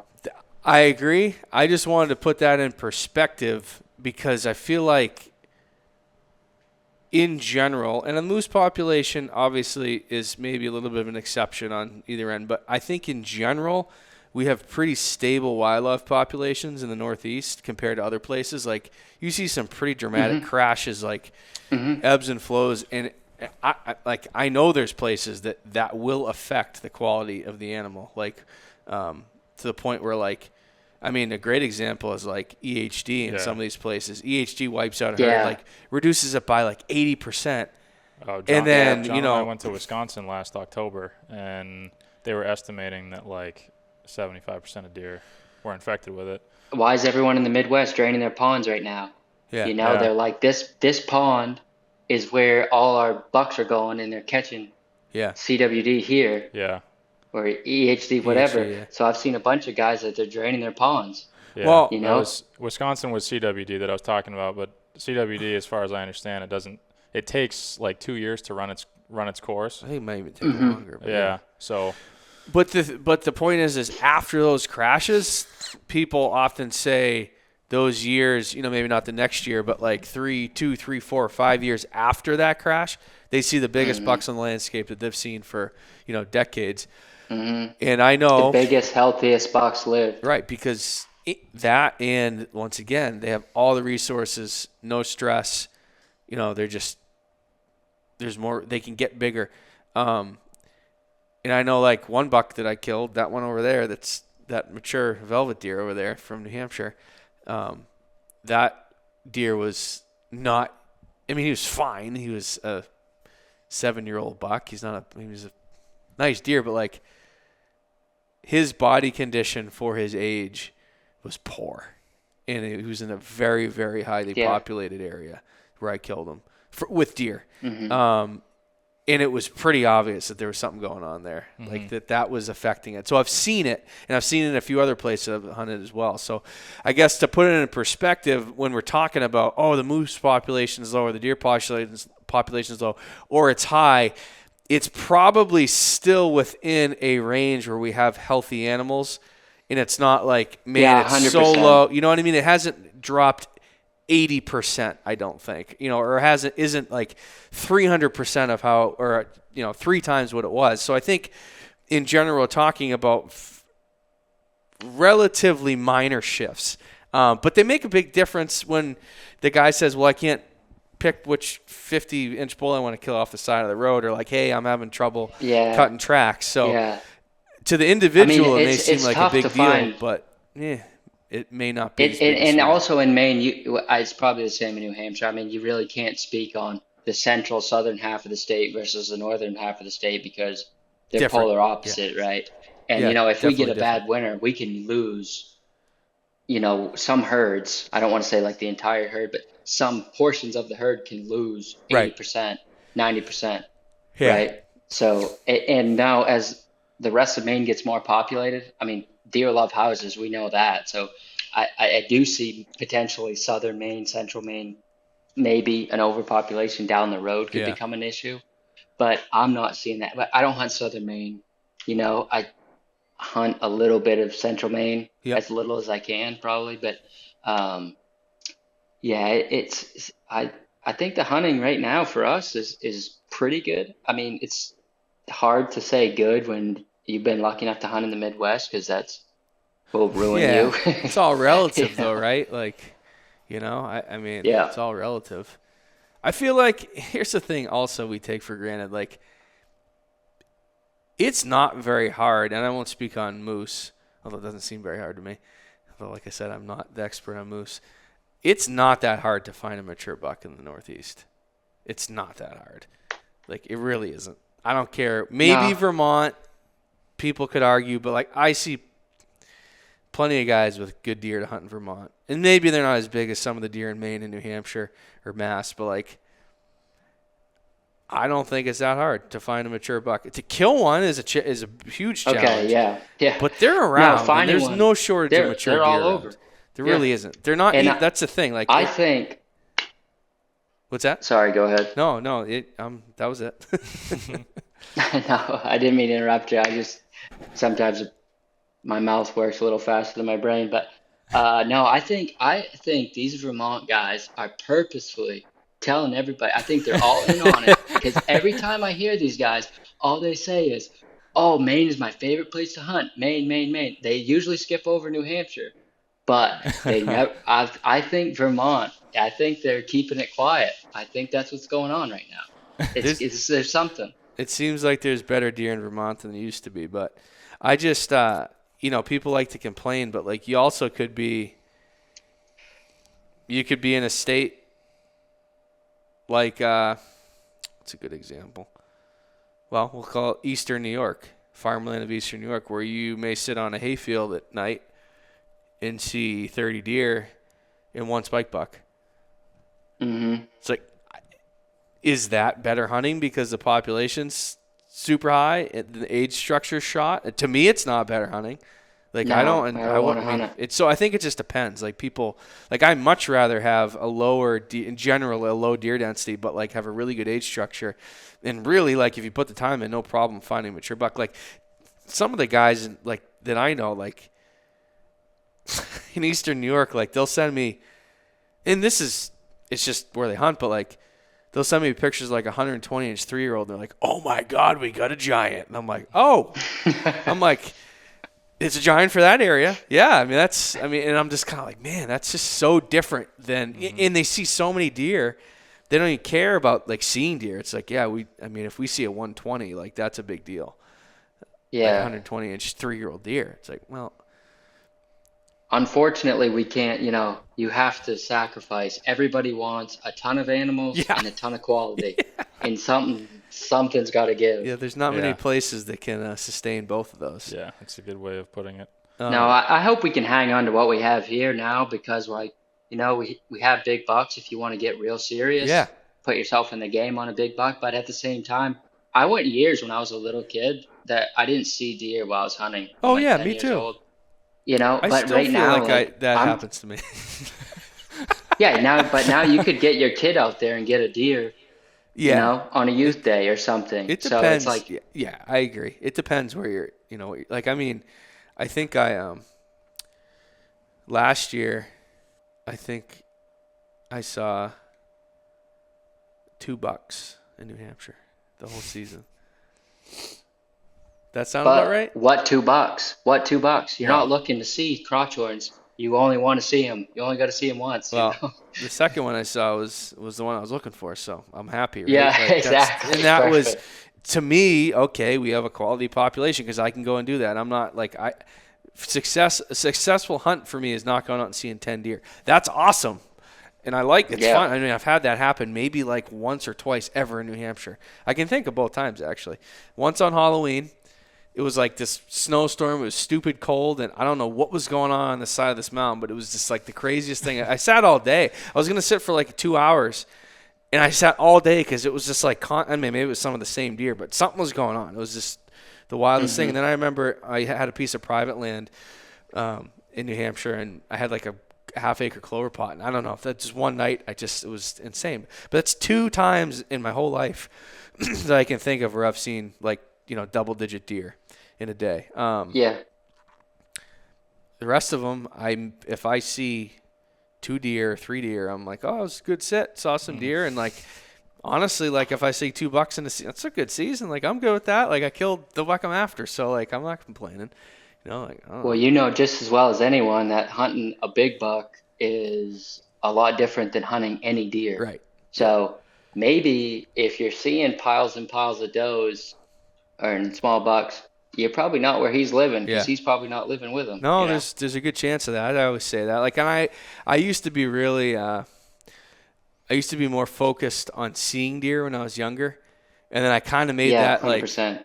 distinction that, hey, am I trying to see deer or the deer? And I think I just worried Yeah. about that. Like, stop worrying about it. So I probably see less deer than the average hunter, I would say, in general. Like, Yeah. but it's kind of on purpose, I would say. But yeah, I don't. Yeah, you can sit a field and watch those every night, which is super fun. Yeah. But if you're trying to kill that big buck, Right. it may not be the best way to do it. Yeah. So tell me a little bit about your style of deer hunting.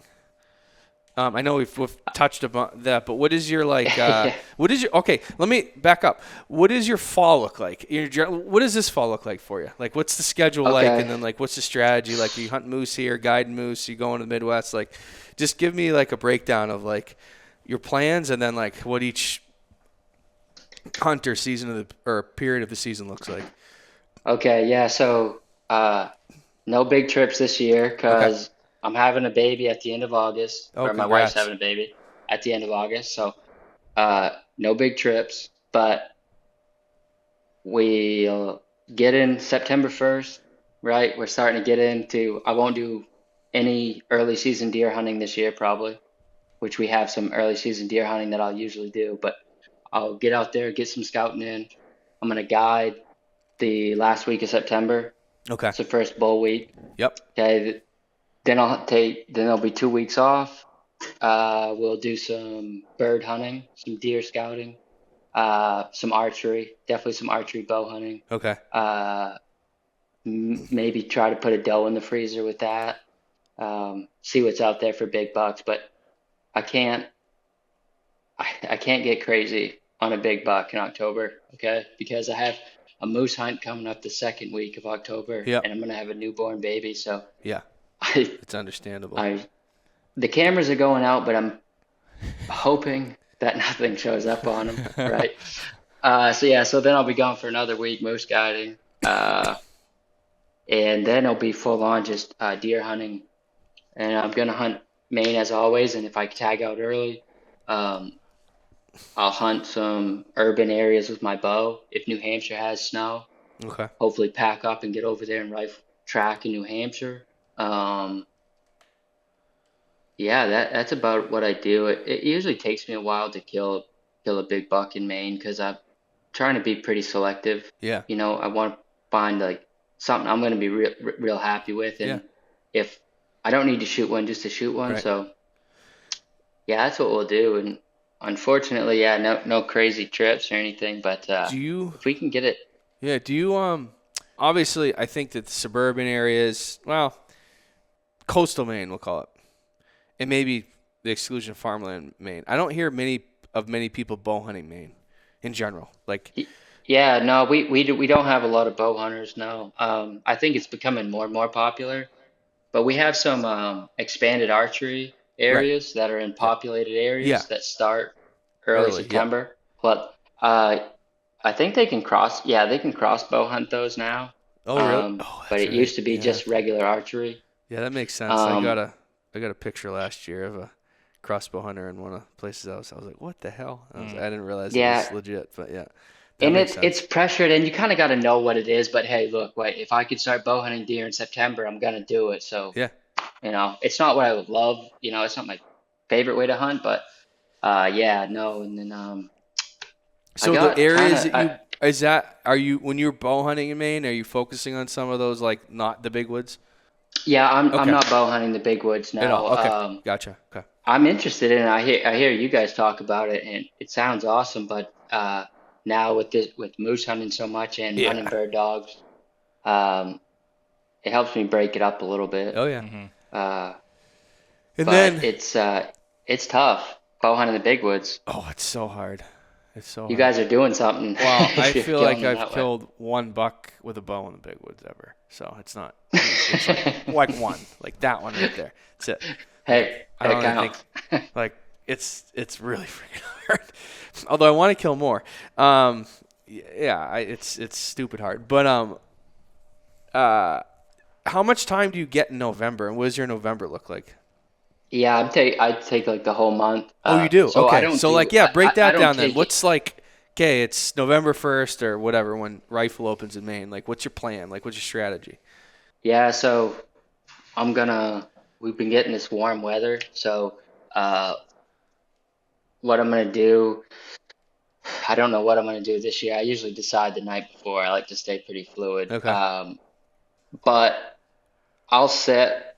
I'll tree stand hunt something if I'm real confident in it. Yeah. I like to be on my feet with a Yep. gun. Like I usually have sat so much and I can't stand sitting any longer. Okay. Um, Especially if the conditions are right, like I'm on the move. I really the first week it's like they're not quite chasing Yeah. usually, but they're laying down sign. Yep.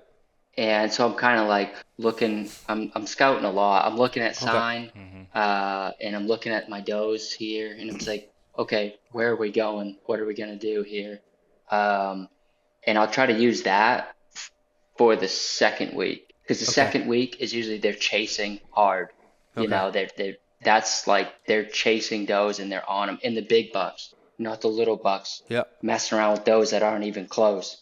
And they're not locked down, or maybe like, you know, 7, 8, 9, 10 Okay. November, So would you somewhere in say that that's your time frame. favorite days to hunt Maine? Like that week? Is that your favorite week? Put snow aside. Mm, okay, yeah, without snow, I'd say the second week in Okay. November, 100%. Gotcha. Um, the best thing you could ever wish for is snow the first week in November. Yeah. Biggest bucks, they're not chasing Yeah. I light, agree. they're not traveling that far. But yeah, I'm trying to stay on the move, and to be honest, I have a lot more fun killing them on the ground. Yeah. And like this year, for example, I had it was the second I had to work the first week in November, so I had all through muzzleloader and everything off. So I can't get out late. I drop my kid off at daycare. I get in at 9 o'clock, and I'm just working this ridge. It's like a foot of crunchy oak leaves. So I'm just kind of moving and calling, and I can heat, and I'm on a big ridge going to a swamp. And I had noticed they were coming across the top, but for some reason that second week they shifted to run the ridge in the middle. Mm-hmm. So I'm messing around, calling here and there, just kind of playing around, really. It was like, this would be kind of fun. And I'd been there for a little bit, and I was about to move my setup, and there's gray squirrels are everywhere. I'm like, man, that gray squirrel's getting loud. And I shoot left-handed. I'm on the only spruce on this entire ridge, and I'm spacing uphill. And I look, and there's a doe coming on the same exact line as me. And I'm just hiding with my gun uphill, trying not to slide. She stops like 5 yards in front of me, and she's looking at me. And then I just hear, yeah, yeah. I'm like, oh my God. So she doesn't spook. She kind of gets weird. He stops. She comes up, and I'm like, okay, there's been like a little bigger than a basket rack 8-pointer. And it's like, I don't want to shoot him, but he's one of those bucks that if you got a quick look at him, you'd probably Yeah. shoot Yeah. him, Yeah. not knowing what he Yeah. was. And so now he comes up the hill. She stops beside me. He stops. I put my gun up. I'm like, oh, that's a shooter all day. But I don't have a shot yet, but I'm trying to get steady. Dude, this slope is like this. So my scope's like this, like, oh my God, how is this ever going to happen? How far And he was he? took one more, probably 75, 50 yards. Okay. But I'm Yeah. talking like I'm leaning around a tree uphill. Yeah. Yeah. I'm like, this is not good. This is a shot I can blow. And anyway, so he took another step to start chasing her again, and I just tried to focus everything, put it on his heart, I put it on his chest, touched it off. And as I went to rack another round, I see he wheels, and I see that opposite shoulder flop, Yeah. and I'm like, Yeah. either I laced him because he was a little bit turned, or I just hit that shoulder and broke it. So I reload the gun, get on the other side of the spruce, and now he's coming down this grade like snow plowing, but he's moving. And I just picked a spot through the whips and touched another one off. And it probably luckiest shot of my life because now he's like 75 yards. Yeah. It laced him right through the heart and folded it. It was right behind the Oh, shoulder. It was shit. like, oh my God, luckiest shot of all time. But Where'd you hit? yeah, I mean, Where'd the first one hit? Yeah, he was dead. Okay. He was a dead deer. It kind of went through his chest here and Okay. broke I this gotcha. opposite shoulder. Yeah. So I mean, either way, he Right. was good. But Right. that's the first thought in my head was like, I just hit him in one shoulder. I just blew his shoulder off. Right. Thank God that second bullet hit when it did. I was like, and I could see him laying dead. I was like, whew. But yeah, luckily a buddy helped me drag that thing out because, dude, that was that was so steep. Yeah, I feel like sometimes it's easy to drag them on snow, though. I will say. Oh yeah, yeah. But I've had some bucks that, yeah, Until they want to like just take off, and you got to try and. that's ride 'em. fine though. At least they're going. Oh yeah. I mean, yeah. I've had some terrible drags in the snow where it was real fluffy and they wouldn't sit on top and it's just skidder ruts and like Yeah. knee deep snow, like that kind of stuff. But I'll take that snow all day. Me too. Up those dry leaves, man. Me too. We're like hanging onto roots. Yeah, yeah. I mean, Or like I- I've had some I've- stuff where like you're in like really heavy like high stem count regen, like logging country, and it's like you said, skidder ruts and like boulders and like, Yeah. and you're just like, oh my god, it takes you like to move the deer 2 feet. It's just like, Oh, yeah. that's tough. That's tough Yeah, stuff. I'd rather have that. I don't think that at the time, but like I've had them where I just drive the truck up there and we can throw them in the truck and it's like, it's Yeah, not it's not quite the as same. fun. Definitely not the same. I hate it when I kind of do hate it when it's happening. I'm like, oh my god, this sucks. But when you get them out, you're like, yeah, we did it. But I've had them I'll too. never I've had forget like some drags. not really necessarily. I'm trying to think if I've ever been able to drive up to a buck I shot in New Hampshire or in the Northeast. I don't think so. But like on my farm in New York, we could drive like a UTV. The buck I killed last year is like. Shot him in the field. He died on the edge of the field. I just drove the UTV up and loaded him up. It was cool, but it was like, oh, that was kind of easy. Yeah, dude, I've shot one buck in a field in my life, and it was the same day I was flying out to the oil rig. I shot him that morning. Oh, And really? he died in the field, and we drove the truck. So at least there was a little bit of coolness to the story, but Yeah. if not, it would have just been like, Yeah. yeah, I don't know. He came out in the field, and I shot him. Like it's That is kind a of all part of there it. is to it. One thing I'm gonna do at some point, and it's weird because I'm surprised it hasn't happened yet, but I'm gonna quarter one in the Northeast and pack it out. You're gonna kill one like you were saying, 7-8 miles deep in the Adirondacks, and then have to do that. Well, that I see those guys drag them out of their Adirondacks, and that seems insane to me. yeah, to me, especially since you know that thing's like 150 pounds. Like you don't need to weigh it. Like, it doesn't matter. It's not like you're like saving it for the scale. Like just I had a plan, and I've hunted a spot that's way back in, and I have game bags with me, and like I'm ready to pack the thing out.